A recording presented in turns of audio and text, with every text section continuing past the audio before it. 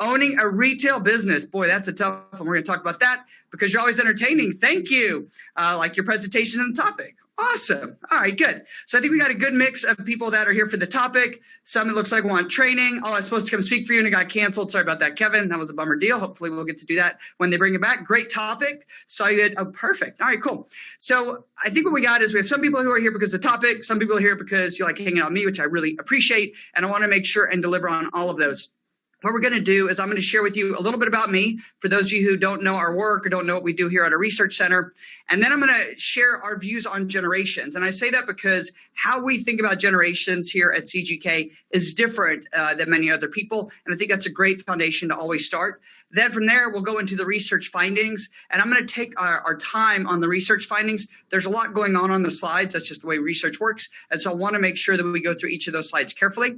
And then I'll share with you 6 trends that we're watching. We haven't shared these publicly before, but as many of you know, we work with all kinds of interesting companies all around the world. And so we're watching a number of trends, usually on behalf of them, but also just because we're research dorks. And so we want to know what's going on there. We'll do a Q&A as I shared, and then we're going to send you a bunch of things afterwards, just so that you know what you're going to get. We will send you a copy of all the slides. You'll get the slide deck. It'll be a PDF. You'll get the report where I wrote what we saw and all the data, so you can have that to be able to share. You'll also get the infographic, and we'll send that to whatever email you registered. So wherever you registered, you should get that email. If not tomorrow, you'll definitely get it on Monday. All right, fun stuff. So let's jump in a little bit about me. For those of you who I have not had the pleasure of working with, thank you for choosing to be here today. My name is Jason Dorsey, and I am immensely passionate about generations, particularly separating generational myth from truth. That's my passion. And I got into this work a little over 24 years ago. I wrote my first book. It became a bestseller. I ended up on all these TV shows. And then out of that, I started working with executives and entrepreneurs and leaders to separate myth from truth around generations. Because so much of what is said about generations simply isn't true. But we don't know that unless we can go do really great research. And so at CGK, that's what we're passionate about. Our team and I have led more than 65 generational studies all around the world. We have multiple studies going on right now. Our studies are in lots of different languages, all across different geographies. And what we're trying to figure out is truth. We just want to know the answer. Now, sometimes we find things we don't want to know, like in terms of, I didn't really want to hear that that's actually the truth. There's some of that today. Some of today is definitely hard hitting, like, wow, this is what's going on. And I think we have to have those conversations, and we need them grounded in data. And sometimes we find things and we get so fired up and excited, but either way, we think it's important to share. So we lead research here, particularly primary research. We do quantitative and qualitative research. I write a lot. I have a new book coming out next month. Woohoo! Super excited. It's called Z Economy. It's just the most exciting project I've ever been a part of. Incredibly excited about that. And hopefully you'll be able to join us on that webinar when we kick it off. It's going to be so much fun. And then in terms of speaking, I speak all around the world. I'm thrilled to announce last week I was inducted into the Speaker Hall of Fame, which is the highest honor in our industry, and meant the world to me. And my wife and daughter got to watch it all live on TV because they streamed it, and it was just really special. So 3,000 events and still learning constantly. And then I advise lots of companies and executives. They put me on retainer to help them. And then I'm living the generations. In fact, for those of you, if you have a kid at the age of my daughter's 9 years old, this morning was all about me helping her play Roblox. So for those of you that are have a daughter or son that's around 9, you probably know what Roblox is. So this morning was Roblox and TikTok in order for me to be able to go in here and be with you today. So lots of fun stuff. I love everything we're talking about here. All right. So as we jump into our research center and what we actually do, it's called the Center for Generational Kinetics, and we are primary researchers. What does that mean? That means that we actually study each of the generations, and our own research team leads original research. Most of the time, that's for clients. So a client hires us and says, Jason, we want to sell more cars. Can you help us figure out what will get people to buy more cars by generation, by gender, by geography, and so forth? So we would go figure that out. Sometimes we'll have investors, big institutional groups. Jason, we're trying to figure out to invest in these brands. What do we need to know that other people you can't find? Can you go tell us what's missing to help us figure that out? And then sometimes we do studies because we just want to know ourselves. So today, what I'm going to share with you, this is purely a study that I paid for myself because I was just really interested in what is going on in the world. So no commercial purpose, just purely, I want to know what in the world's going on so we can lead the studies. One of the beautiful things about leading your own studies is you just get to do them. And our focus, and this is really the key for those of you who have not heard me speak, we focus on what are called behavioral drivers. Most of the data in the world is what we call tracking data. So that means they're tracking something going up or they're tracking something going down. So easy examples. we're tracking sales go up or sales go down. Or maybe we're tracking on the employee side, employee retention going up or going down, engagement, you name it. And so all of these things are really important to know. All of those numbers, they're all tracking numbers. The challenge with them is they're all historic. So every one of those things I just shared with you is tracking an action or an event or an instance that has already happened. It's telling me what happened. Oh, we sold more cars or less cars, or more life insurance or less life insurance, or your stock market portfolio went up or down, whatever that is. The problem with all of those examples is we don't necessarily on the human side know why. Why did people buy more cars or fewer cars? We can guess, but those are all biased through the lens that we bring into the world. So researchers like us try to figure out what are those behavioral drivers. And the research we do is specifically focused on why. Why do you think that way? Because if I can figure out why you would apply for a job, then I can help the employer figure out how to improve their recruiting. If you're trying to grow sales or marketing and I can figure out what gets somebody to trust you or not trust you, or want to buy or not buy, or tell their friends and family or not, then you can act on all that. So we're trying to fill in those gaps, those behavioral drivers that don't show up in traditional data. Because when you put that data together with our research, all of a sudden you get all these new answers and insights and innovation you wouldn't have before. What's also really cool is we work across industries. So we've worked with over 700 clients now. And why is that important? It's important because different generational trends hit different industries first. So for example, Gen Z, who's the youngest generation, they would have hit quick service restaurants and apparel and maybe consumer tech and others way before they're going to hit automotive or hotels or travel or company benefits. But if I know it works in one, I can get a head start on trying to figure out how to change the dials to make sure and drive the results through each of these others. Make sense? So because we work across so many, we get to see these trends as they move up. It's super exciting, particularly on the consumer side. So we've taken clients from last to first and all kinds of different stuff. And we have so many fun clients right now. So if you're a client on here, thank you so much. We're grateful to get to work with you. And we get lots of media. Okay, let's start with rethinking generations. Actually, let's pause. If you could right now, go over to the chat. I've got my chat open right now. If you could go over to chat and please write what generation you think you're in. All right, millennial. Boy, Sam, you are a fast typer. Boomer, Gen X, boomer, boomer, millennial, boomer, boomer, boomer, boomer, Gen X, senior. Gen Z, the best. Somebody wrote Gen Z, the best in all caps. Boomer, but I want to understand my Gen Z. Okay, you came to the right place. We'll do that. Gen X, millennials, boomer, a cusper. Oh, yeah, let's make sure and talk about cuspers. Where are my Gen Xers? Kathleen, I appreciate that. My wife is in Gen X. She would like the fact that you put that on there. All right, thank you so much. So all of you in the Gen X, the forgotten generation. Brent, if you've heard me speak, you know I talk about Gen X. So there we go, millennial, Gen X. Amber wrote the responsible half of the millennials. All right, we're in good shape here. So this is going to be fun. All right, so as we think about generations, this is the first piece. When we think about generations, the first thing I want to share is we do not believe that generations are a box. There are lots of people running around, speakers and consultants and experts and whatever else, saying that generations are a box. And if you're born on this year, then you're all these things. And that is just absolutely not true. All right. All we do is lead research over here and speak and consult and do strategy work. And I can tell you, generations are not a box that each of us will fit neatly inside based on our birth year. It does not work that way. But what generations are and how we use them with leaders is generations are incredibly powerful and predictive clues to faster connect with, build trust, and drive influence with people across generations. So that's what it is, connect, trust, and influence. Why is that important? Because almost every single leader that we work with is trying to create those outcomes. They're trying to connect with people, they're trying to create trust, and then they're trying to drive influence. What does that lead to? Could be sales, loyalty, customer experience, lifetime value, you name it, or it could be recruiting, retention, motivation, and so forth.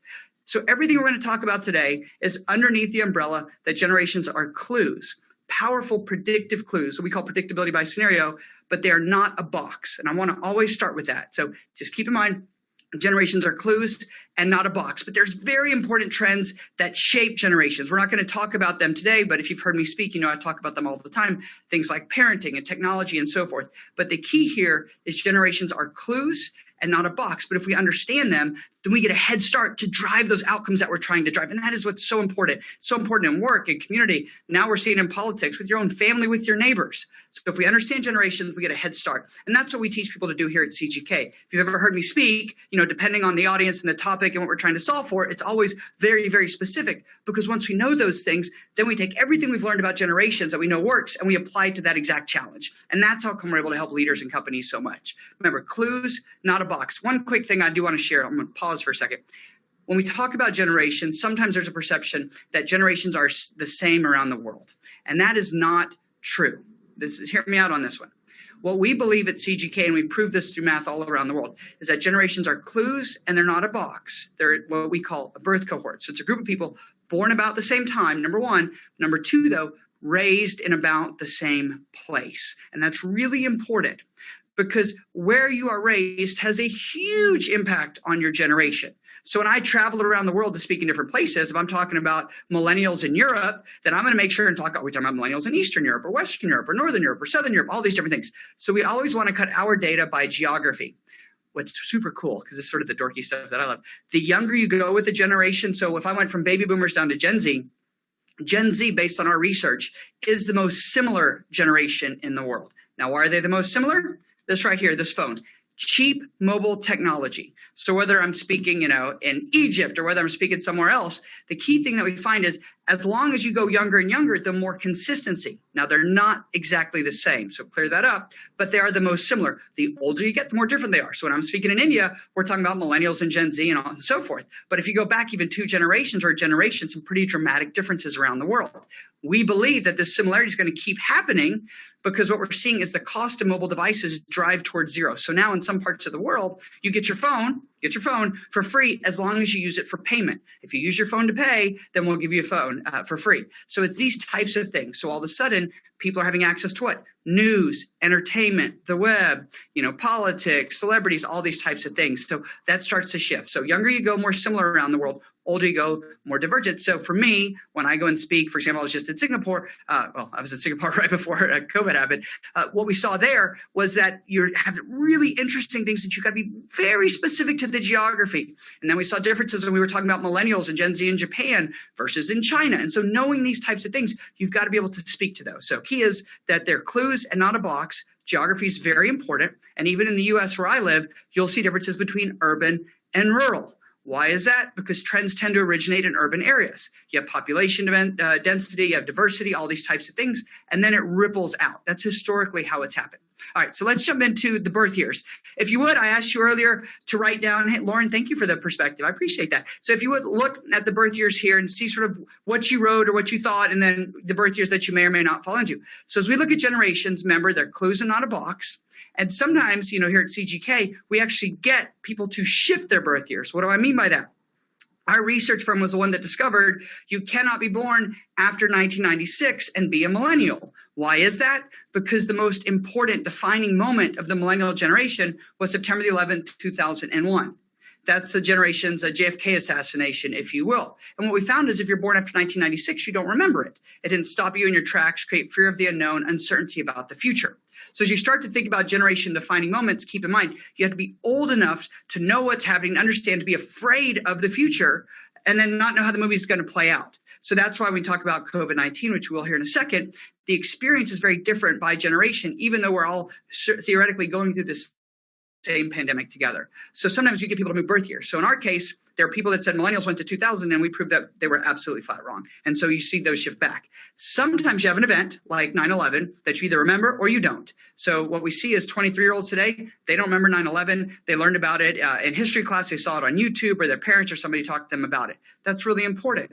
We look at COVID-19 right now with Gen Z, massive generation defining moment. But we also found is a generation after Gen Z has already been born. We'll talk about that in a second.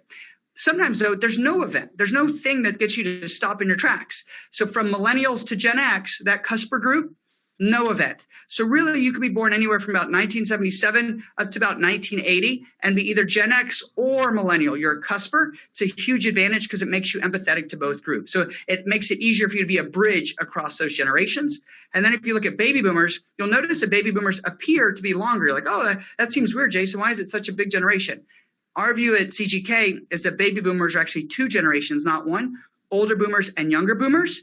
But if we put that on there, boomers freak out because they've been told forever that they're one generation, but it's not true. Older boomers and younger boomers had very different events that shaped them, very different formative events. And so you see a lot of differences there. So I talk about that in my speeches, but we wouldn't put it on a slide without being able to explain it. We think millennials might actually split into 2 generations. We're waiting to see, but it's starting to play out that way. And if you followed any of my work around megalennials versus millennials, you know what I'm talking about.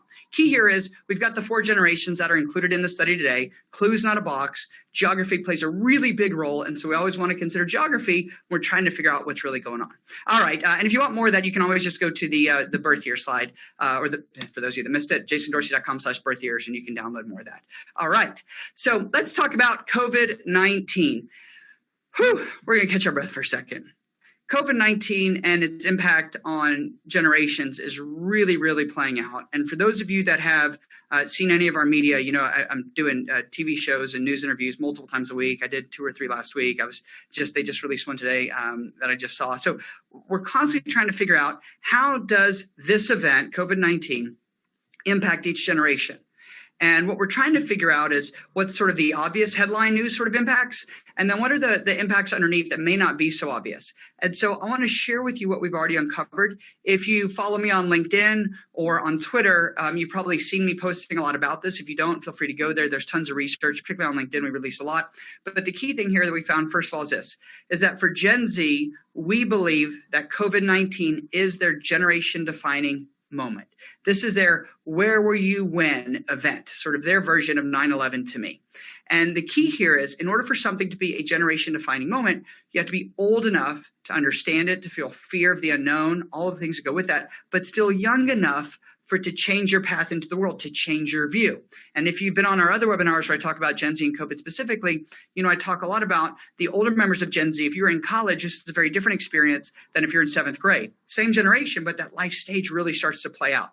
The key here, COVID-19 is the generation defining moment for Gen Z. We think it's going to impact older Gen Zers differently, the younger Gen Zers. But the difference too between 9/11 and some of these other events that we talk about so much around the world is that it's lasting a very, very, very long time. And so it's a much long, it's not an event as much as it is a period in time. And so it's playing out and it's having an even deeper impact. So we'll talk potentially more about that. Then we look at baby boomers. So what is our research showing already around boomers? Boomers right now are often using their retirement and their emergency savings for support themselves. What's an impact on that? Ultimately, it could mean that boomers have to work longer because they've already spent down some of the savings or had to take money out of the stock market. Now, obviously, with the stock market being where it is, if people stayed in it, they have had some sort of a recovery and maybe they're up as good as they've been before. But the key here is they're having to actually draw down on money for a generation that was hoping not to do that, particularly if they can no longer go to work, which in our previous research we shared, showed how that was playing out. Gen X being pulled in 3 different directions. Somebody wrote on there, Gen X, make sure you talk about Gen X. I always talk about Gen X because nobody talks about Gen X. What do we see with Gen X? Gen X is being pulled in 3 different directions. Right now, they're having to take care of their parent or parents. They're often taking care of a child or children. And they're also trying to maintain their job. And this is an everyday sort of thing. As I shared, my wife is in Gen X. Her name's Denise. Denise, right now, we're trying to help her parents who are in their 80s. So we're thinking through all the different ways that we can help them in addition to how we already are helping them. Our daughter's 9, so today we're trying to set up her schooling because she starts school next week and get things situated and all the things that go on with a 9-year-old. And of course, we're running the businesses and doing all this stuff and trying to figure out childcare and how do we take care of that because there's just the 2 of us. So all of those sorts of things, Gen X lives at every single day. They're being pulled in a lot of different directions.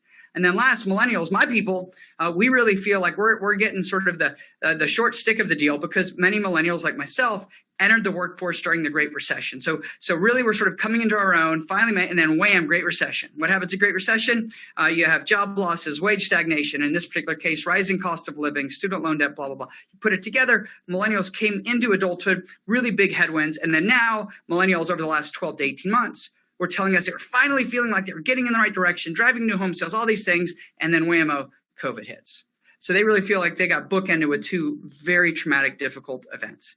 That's a quick snapshot right there. That's like an hour presentation that we just did in 5 minutes. But the key here is that there are big differences by generation. Diane just wrote, I see a huge difference between my son and daughter who are millennials versus the other one who's in Gen Z. Absolutely.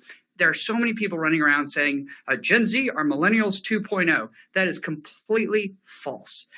Completely false. They've been shaped with different technology, different economic events, and on, which if you've heard me speak, I talk about these. But for the purposes of today, just know, same exact generational event, but different experiences by generation. This, by the way, will change a bit as we go around the world. All right, so now the study. Drum roll. All right, here we go. One of the key things whenever I'm going to share a research study is I always share the methodology and the sample. Why?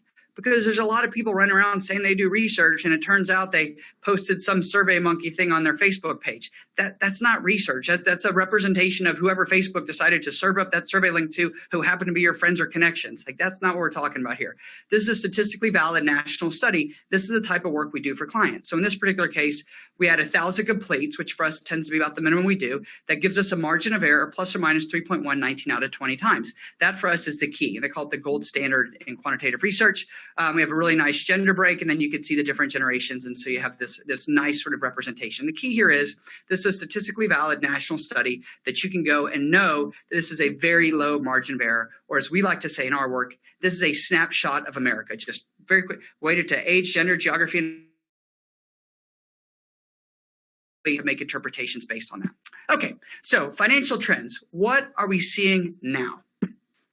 Okay, here is a research slide, and I'm going to take a beat, and I want everybody to sort of soak in this slide overall, because there's a lot going on. And if you've seen me speak at a conference or event or a meeting or one of the virtual keynotes I've been doing a lot, you know our slides don't have a lot of text. Research slides, they got a lot going on because they're research slides. So let me share with you how to sort of go through these. First thing to know, whenever somebody presents a research slide, is you always want to make sure they put the question that was asked on there. Why?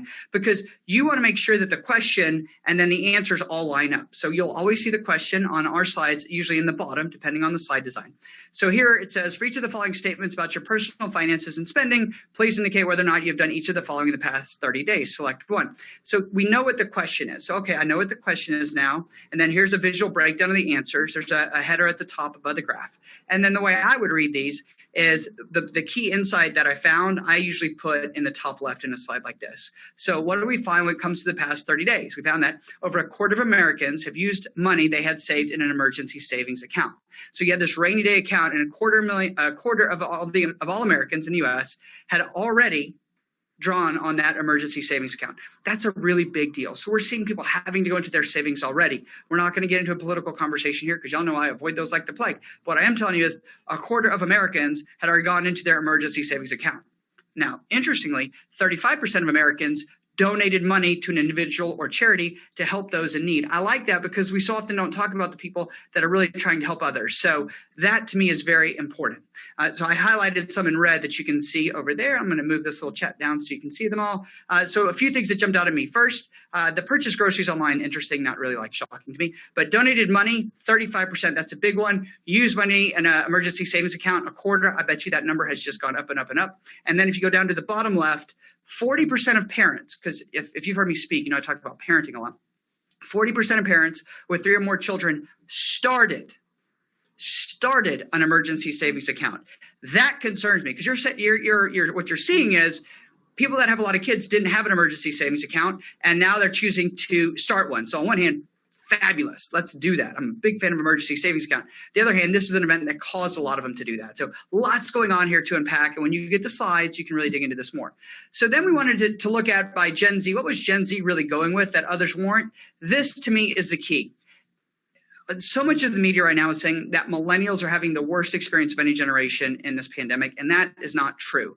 From a purely financial standpoint, what we're seeing is that Gen Z, remember they're up to about age 24, Gen Z is the one who's having the worst experience. Look at how my work hours have decreased more than any other generation. I'm not able to work or get paid, but I did not lose my job, also known as being furloughed. Focus of my job has changed. Salary or wages decreased. The key thing here is people keep saying it's millennials because, oh, this is a huge generation and clearly they're having the worst of it. No.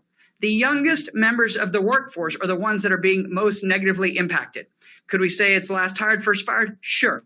Could we say they're earlier in their career? Sure. Could we say maybe they're disproportionately in roles where they're having different types of impact? Sure. All of that we can go with. But the key here is this generation, Gen Z, is having the most economic challenge. Now, one of the things I write about a lot in the Z Economy book is Gen Z's view of money. Because what we've proved over the last 5 years in our State of Gen Z study is that Gen Z is more practical with their money. Or as I like to say, a Gen Z will get $40, a 16-year-old will get $40 for their birthday. They'll take the $40, they'll put it away, and then they'll go back to their parents and say, can I have $40? I want to go buy something. And the parents will say, well, you just got $40 for your birthday, use that money. And they'll say, no, that's my money.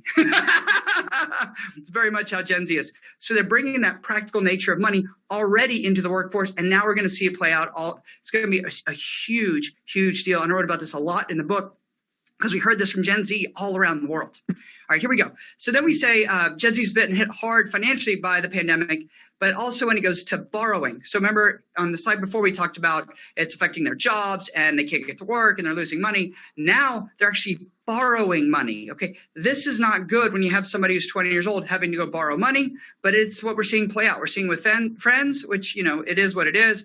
But borrowing money through a payday advance or short-term lender, that one worries me. And I just wanted to put it in there because we don't want to get caught in the financial snowball of payday lending or some of these other lending groups that you can really struggle to get out from under. So that was important to me. Okay, let's keep going here.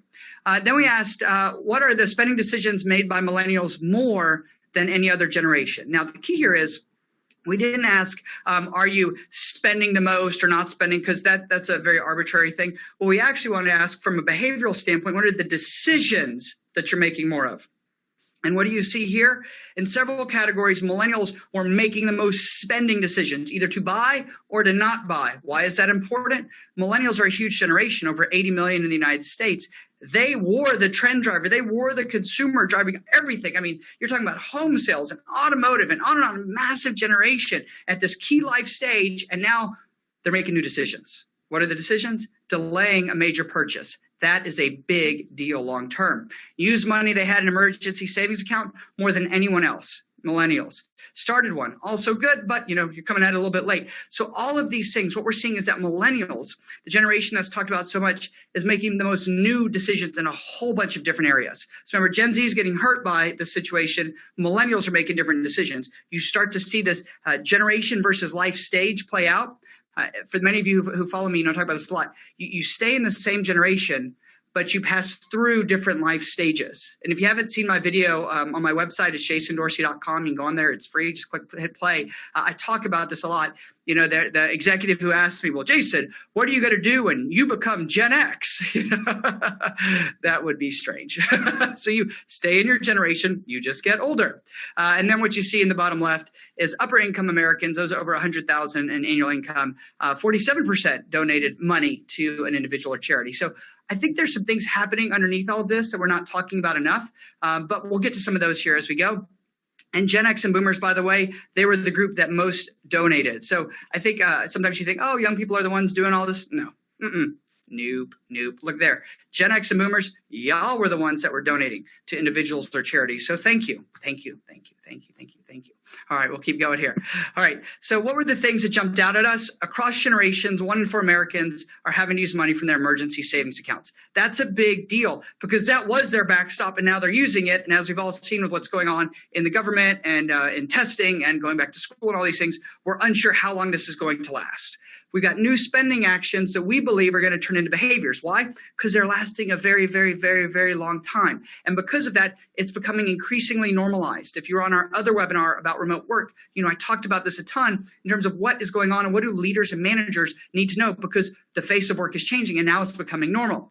Americans are donating money more than we talk about. Gen Z is the most negatively impacted. They're having to borrow more money. But millennials are the ones who are really changing how they think about these decisions. They're either delaying them, they're canceling them, they're postponing them, they're doing all these different things. So just notice, all the generations are going through the same pandemic, but very different experiences. People sometimes ask me, well, Jason, do you think generations are really that helpful in understanding it?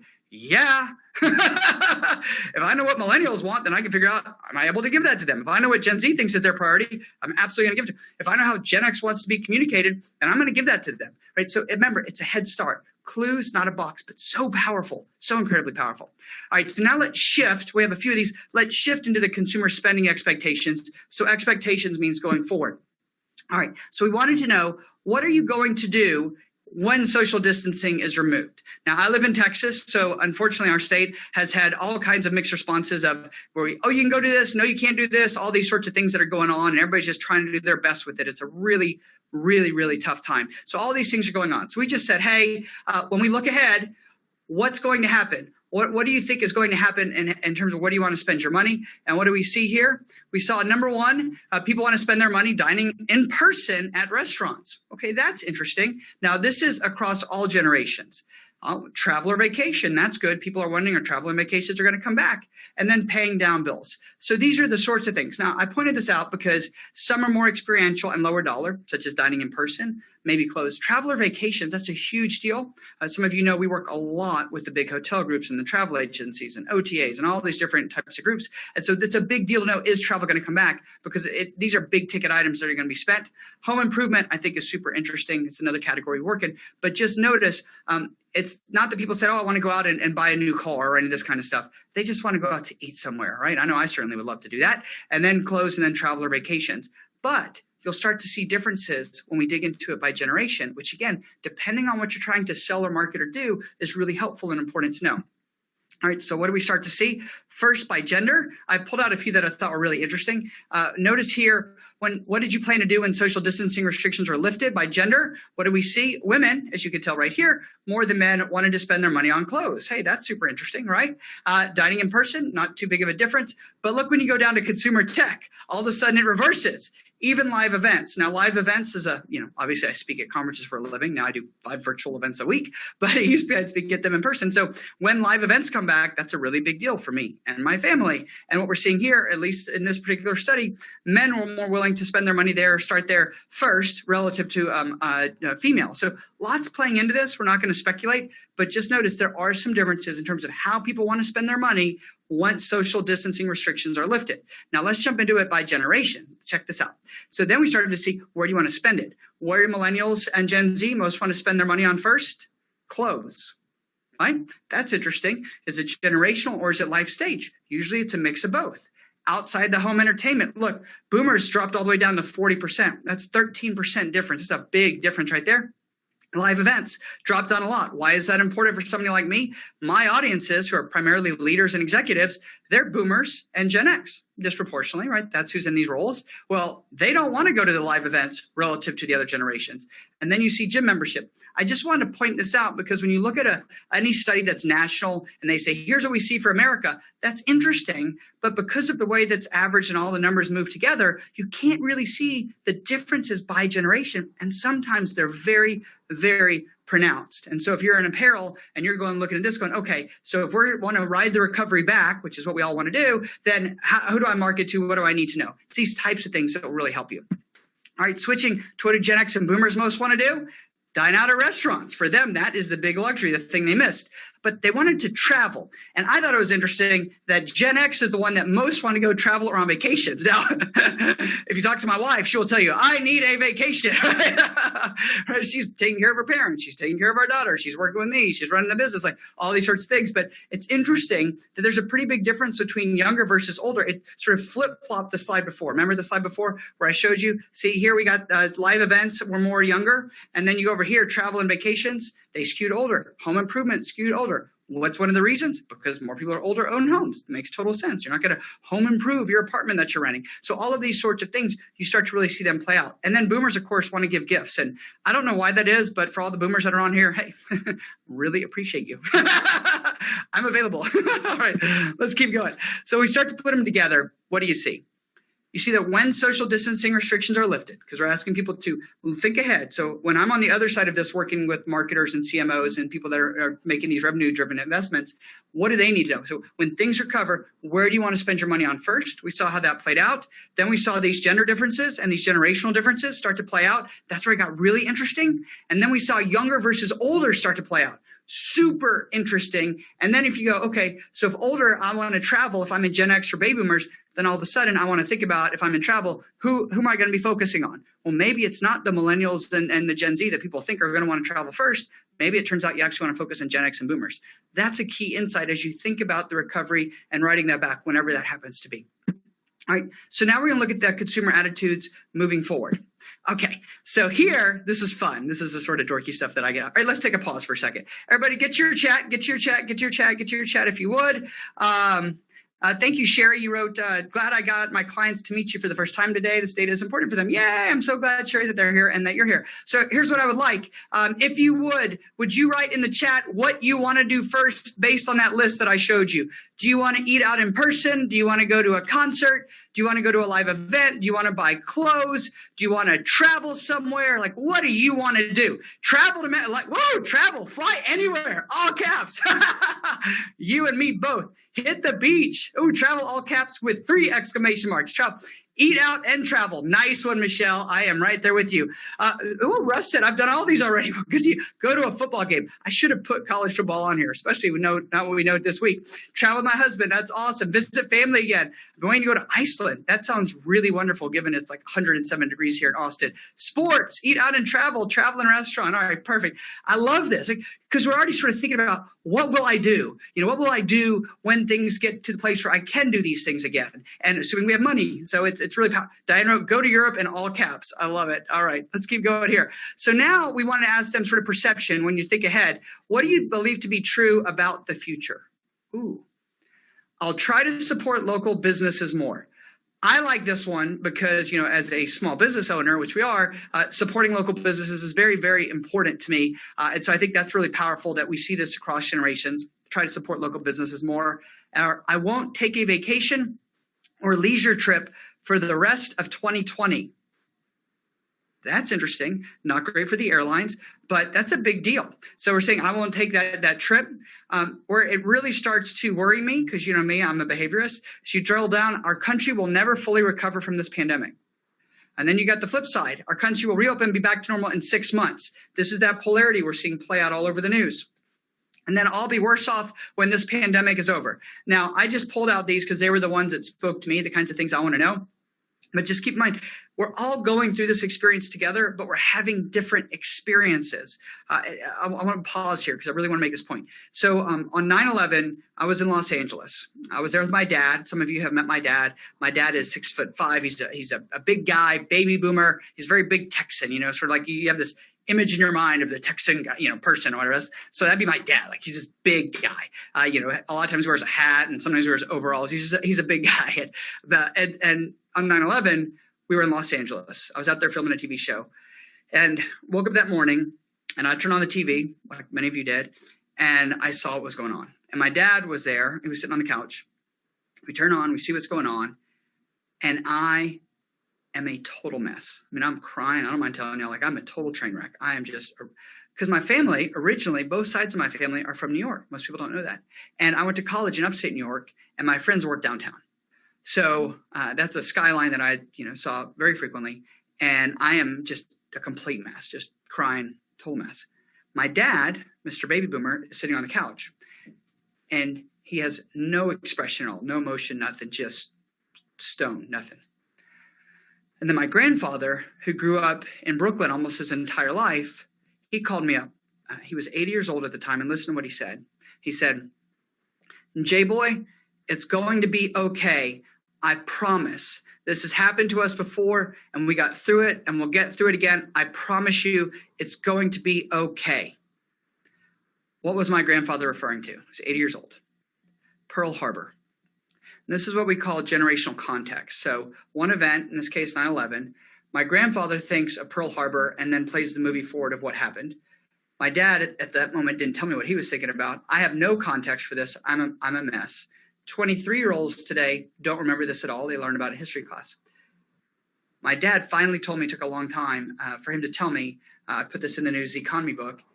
He told me as he was sitting on that couch, he was looking at me, not the TV, and he was thinking I was about to get drafted because he was thinking of the Vietnam War and the draft. So same event, 4 very different experiences to the exact same event.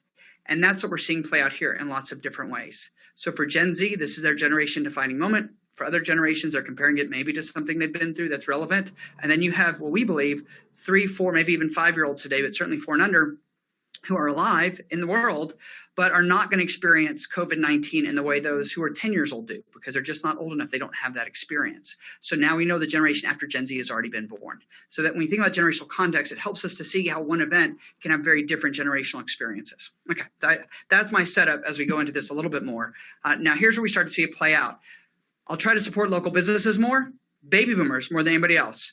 Our country will need at least 2 years to fully recover from this pandemic. Baby boomers more than anyone else. And then you start to see some of these other things. I won't take a trip and so forth. Our country will never fully recover, and then I'll be worse off.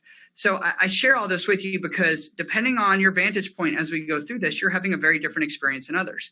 My dad, now has, all kinds of work challenges because of the pandemic that he's trying to deal with. And so all of these things just start to play out and you really begin to see them.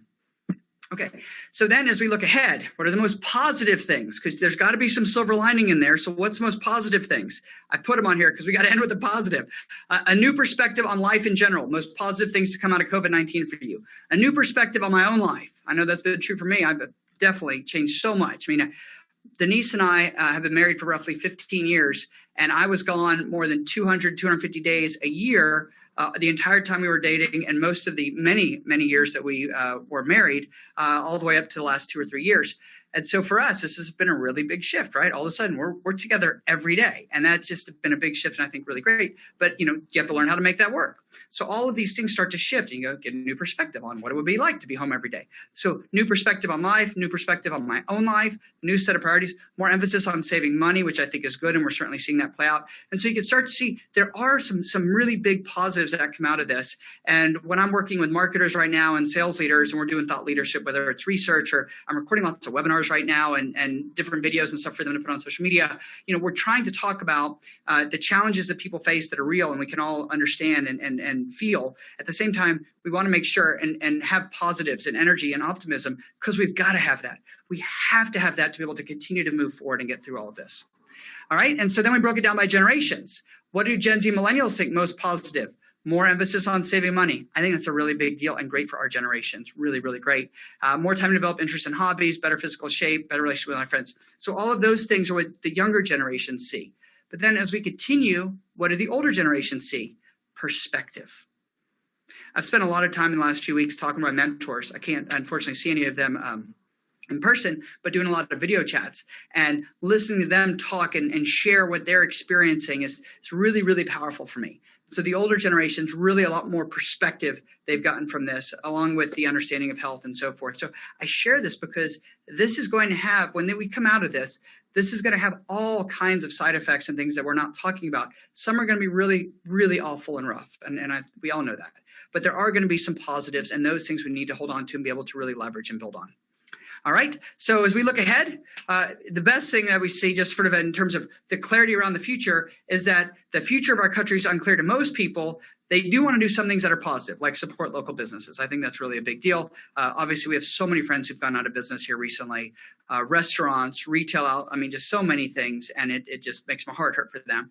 Boomers are the most skeptical about our ability to return to normal in the future. That's unusual. Normally, Gen X is the one that's most skeptical. Here, what we saw repeatedly is it was baby boomers. And then generations vary on what they think the most positive things will be. This is where it gets really cool, and I actually bolded this when I built this slide. Gen Z is focused on saving money and making good use of time. And then we see millennials are focused on building relationships with family and friends.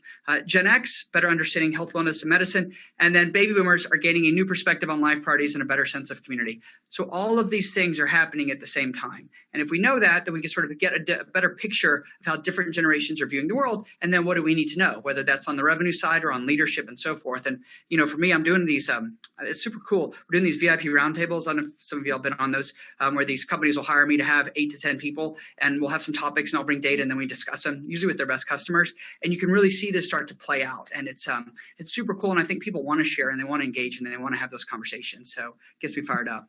All right, trends to watch. This we don't normally share, but I thought it'd be a lot of fun.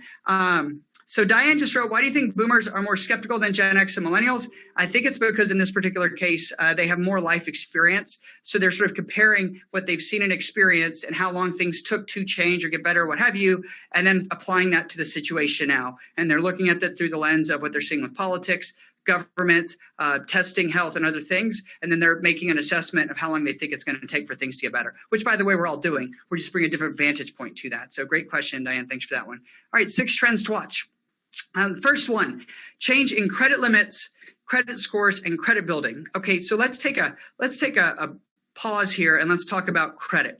So credit, and when you think about credit, there's credit bureaus and other groups that are trying to figure out your credit worthiness, meaning what is your ability to repay, your likelihood to repay, how much risk can I take in extending you credit or money, be able to charge you interest and then you pay me back. There's a lot of choppiness right now when it comes to credit. Some of the reasons, for example, people that are behind in their rent. So let's say they were able to take their $1,000 a month rent, and because of COVID, they were able to not pay, delay, or they rolled it over to another month or 2 months.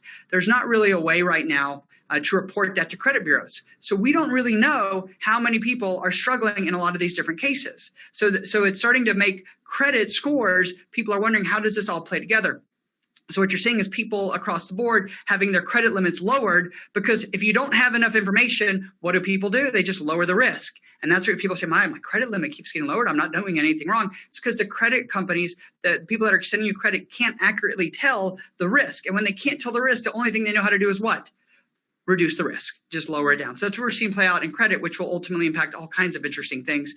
Coincidentally, people are paying down their credit cards too in their revolving lines of credit. And so that's starting to have an impact as well. Then we've got credit scores, which we're watching. And particularly, we do a lot of work right now in the credit building space. And so there's products where you could sign up. And then if you do it right, you get a loan and then you pay it back, credit score goes up. And so we're seeing now people recognize, wow, these credit builder type products are suddenly really important. And so if I do that, then I can actually improve my credit even in a tough time. So we're starting to see all that play out, which I think is going to really impact the world of credit, which has a huge impact on everything else, buying houses and cars and putting things on your credit card at a trip. Potential employment changes post government support. Now, I put this in there not knowing where we were going to be today. So I'm just going to leave it out there because I still don't know where we're going to end up on that.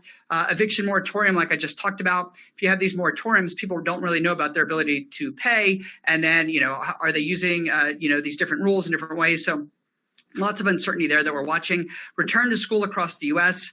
I work a lot in education, both online education and then also working with some of these education, what they would call ed tech companies. And so as we think about that, we're trying to figure out not so much are people going to go back to school or not. That's a big question, and it's certainly playing out this week and next week. My daughter's supposed to go to school next week, and she's going to go to school from home only for the first semester. And so all of these things are starting to play out. And so now all of a sudden, I had to reconfigure my schedule to make sure that I'm home, or Denise is home. So you're doing this whole thing, and that impacts employment and scheduling flexibility and so forth. And then does distance learning actually start to work? And can we get computers out? And then can the computers get internet? And then whatever the devices are that have internet, can we then make sure that the teachers have the ability to be able to deliver great content, through all that and make all that work? There's so much complexity around education. And, we've been tracking this and talking about it since March, and it's finally now really in the headlines because people are going, wow, there's a lot going on here. And there's so many stakeholders, not just students and parents, but you got teachers and custodians and bus drivers and people that prepare food and all this stuff playing together. We talk about this a lot in the media when it comes to higher ed specifically. All right. And then home sales. Such an interesting situation here. I'm not going to wade into the political part of it, but certainly I live in Austin, Texas. Depending on what data you look at, we have about a month and a half-ish of home supply, homes for sale. And it's just a really, really strong seller's market, generally, not in all price bands, but in many of them. So yet I go to other places and things are not selling. So as you sort of think about it, the home buying, home selling market really is changing by region. And then that's having a lot of impact. And so people ask me all the time, let's talk about the state of home buying in America. And I'm like, I can't. I can tell you about the state of home buying by region because that's where we have a lot of accuracy. But when you start to do sort of talk about it across the US, it's very different between, say, what's going on in Manhattan versus what's going on in Westchester County versus what's going on, I don't know, make it up, in San Francisco versus inland California. So you want to really be thoughtful about that. But the home sales is telling us a lot, particularly with the very low rates of people, historically low rates that they have. Future of furloughs. This is one that is really scary to me because I don't think we talk about this enough. There's a lot of people who have been furloughed that have the expectation they're going to get to go back. And the reality is those jobs may not be coming back. And so that is going to be a really tough conversation for lots of companies to have and for our country to have. What do we do? So that's going on there. And then presidential candidate promises. I'm going to stay out of that one. I'm just going to say what people are saying is really interesting because it helps us to sort of directionally know where things are going. And, with every day as we approach election, we're going to get to hear more and more of these promises. And then that's going to have impacts on how people think about their business and loans and so on and so forth. So lots of things happening right now, and incredible choppiness, lots and lots of noise because there's so many differences going on right now, and everything is heightened because of the pandemic. So a really interesting time for the work that I do. And it's why I just get so fired up being able to share this research with you. A few other fun things, and then we're going to do Q&A, and I'm going to share with you how to get all the stuff I'm going to send you. So first, if you'd love to buy our new book, we're super excited. It comes out in 1 month. Woohoo! We've been working on this forever, 2 years actually, and it's the most exciting thing I've ever done. If you go on Amazon and you buy it, you could just email me, z@zeconomy.com, your receipt, and then I will send you 3 videos, courses that I built like today, but they're on all different topics. You're going to get all those, and then I'll be forever grateful. And so please check that out. We're super excited about the book, and it's so much fun to see something you've worked on for 2 years finally come into the world. So really, really fired up about that. All right. And then in terms of today, reports and everything else. First, let's pause for a second. If you had a great time with me today, we've covered a lot in 54 minutes. Would you please write there in the chat that you had a good time or a great time? Oh, thanks, Josh, for pre-ordering. Thanks for writing that. Thank you, Nicole. Woo, you never disappoint. Yay. Thanks, Dave, for raising your hand. Thank you, Vicky. Woohoo. Great info. Yay. Fun. Yay. Current info. Yes. Thank you for that. Great info. Woo. Thanks, JJ. This is what I needed. Thank y'all. Thank y'all. Thank y'all. Fantastic. Love this thing. Oh, thank y'all. I've really so fired up and appreciate that. Awesome. Thank you, Nelson. Hey, great to see you. So thank y'all. I appreciate that. I always like to ask before I share all the rest with you. If you want me to set up a call with you or with Emily to talk about coming in to speak for you or doing a virtual event or a webinar for you or for your company or organization, just write info, I-N-F-O, in the chat, and then we'll reach out to you afterwards. You don't have to put your email in there. Just write an info if you want information, and then we'll send you some info or be happy to set up a call with you. So please do that if you had a great time and you'd like to talk about doing something together. Love to. All right, so what else am I going to send you?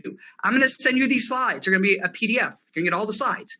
I'm going to send you the report that we wrote that has all the detailed information, so you'll get that report. I'm going to send you the infographic we built so you can see all of the visuals. And I'm going to do my best to send this to you, if not tomorrow, because it's Thursday and, Friday's tomorrow. If not tomorrow, I will send it to you on Monday, okay? Promise? Sounds good? So I will send you all of those. Feel free to share, by the way. Those are for you. You can share them. I will send those to you. And then if you want to talk to me, just let me know. One last story, and then I'll answer your question. So, this has been it's been a really challenging and inspiring time. It's sort of surreal. It at least been for me in the last week to be inducted into the Speaker Hall of Fame and then only have virtual speeches for the rest of the year. Right? That's sort of one of those like, wow, on one hand, I love speaking. It's what I've done since I was 18 years old. It's my passion. It's my thing. On the other hand, everything I'm doing is virtual, which is just a different experience. So like y'all writing on here makes me so happy. And I'm so grateful and so appreciative that you would take this time to be with me. I work here in the office typing away, and to be able to share this with you and have this experience just means the world to me and to Denise and to Raya. So thank you for that. So I appreciate you. So let's go into the questions. And by the way, if you want to post on social media, I'll be happy to reply. And, I love this stuff. So feel free to do that. All right, let me jump over here to the questions, and we will take some questions. So thank you. And thanks for those of you that ordered the book. The word to write is info. Thank you for that, Pam. Yeah, if you just write info, we'll be happy to reach out to you. All right, we've got questions. Here we go. I'm scrolling down. Okay. Okay, so Cynthia, I hope I'm saying your name right. Cynthia wrote, the generations are changed by geography, or they're shaped by geography. Yep. The research insights could be roughly applied all around the world. That's generally true. But remember, you're going to see differences. So we do global studies. We're always comparing different parts of the world. So we're going to look at that, like let's say Europe. We're going to look at Europe by generation, and then we'll look at it by gender, ethnicity, and all kinds of other things. Do you have a full-time job? Do you not have a full-time job? Level of education, all these kinds of deals. Would trends apply to Europe? Certain trends would absolutely apply to Europe that we talk about. So what are some examples? Technology trends. We tend to see a lot of consistency around the world. Now it's different. It may be a different name for the app that serves the same function, or something else that's online, or something else that's delivery, or something else that's using AI or machine learning. But fundamentally, we see a lot of similarity. The younger you go, when it comes to how people use technology. Same thing, by the way, around learning. Collaboration we're seeing, and then communication. Where do you start to see differences? You start to see differences around things like student loan debt. So some parts of the world, you don't graduate necessarily with a lot of student loan debt. That has a big impact.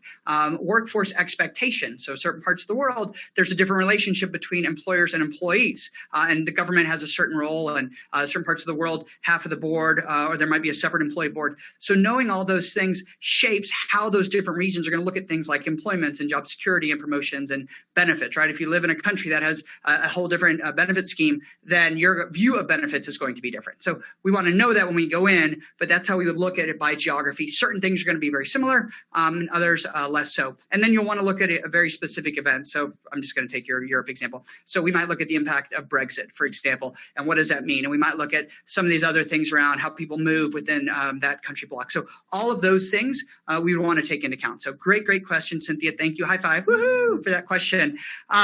Ooh, this is really good. Joe wrote, will restaurant delivery be more important or less important when COVID is less of a factor? That's interesting. So funny enough, we have looked at restaurant delivery because we look at delivery in general. And what we find is people are increasingly conditioned for convenience. And as payment gets easier, particularly contactless payment, which is what we look at, and restaurants can create a better experience, or some third party can, it becomes very convenient. And things become convenient over time. They become a habit. And then over time you say, yeah, this works for me. Now, where does that start to break down? If you want to try new places, you don't know maybe portion size or if something's really good. And user reviews, we all have different palettes, so things get more complicated. If I have to pay through a third party, then maybe that's clunky. They don't have my information saved, or I want rewards. So I think some of this is absolutely here to stay. And then there's other things that people want the experience, not just the food. And then for people that want the experience, then they're going to shift back in the ways that they can. But what I think is fascinating is we have a whole new appreciation, not just for food delivery, but for groceries and online grocery shopping. I think that's going to have a big impact. So thank you for that great question.